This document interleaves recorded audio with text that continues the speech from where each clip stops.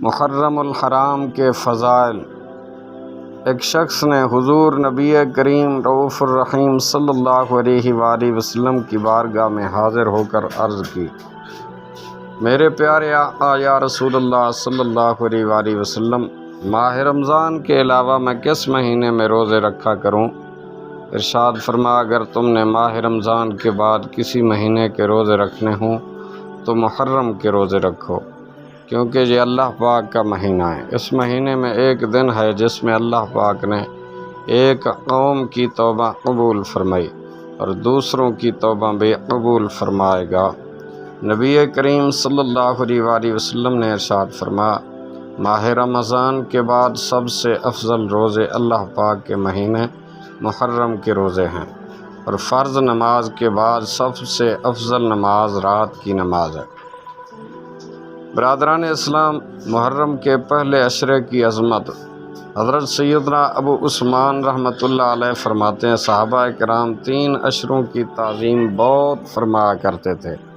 Number 1 رمضان المبارک کا آخری عشرہ، نمبر 2 ذی الحجۃ الحرام کا پہلا عشرہ، نمبر 3 محرم الحرام کا پہلا عشرہ۔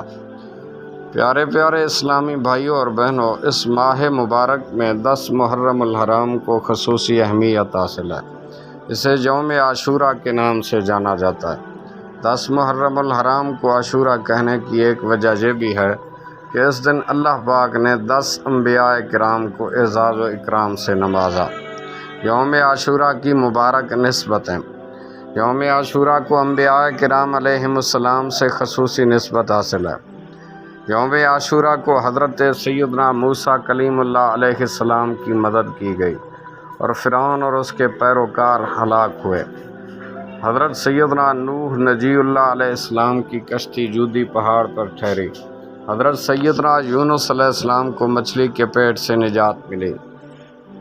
حضرت سیدنا آدم صفی اللہ علیہ السلام کی قبولیت توبہ کا دن ہے۔ حضرت سیدنا یوسف علیہ السلام کنویں سے نکالے گئے۔ اسی دن حضرت سیدنا عیسیٰ روح اللہ علیہ السلام کی ولادت ہوئی، اور اسی دن آپ علیہ السلام کو آسمان پر اٹھایا گیا۔ عاشوراء کے دن ہی حضرت سیدنا داؤد علیہ السلام کی توبہ قبول ہوئی۔ حضرت سیدنا ابراہیم خلیل اللہ علیہ السلام کی اسی دن ولادت ہوئی۔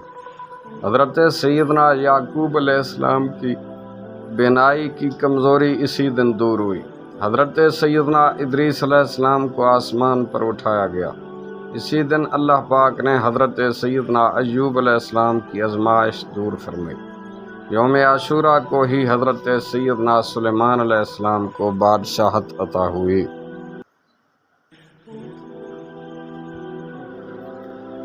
یوم عاشوراء یہ بنی اسرائیل کے لیے عید کا دن تھا۔ روایت ہے کہ حضرت سیدنا موسیٰ کلیم اللہ علیہ السلام عاشورے کے دن کتان کے کپڑے پہنتے اور عصمت سرما لگایا کرتے تھے۔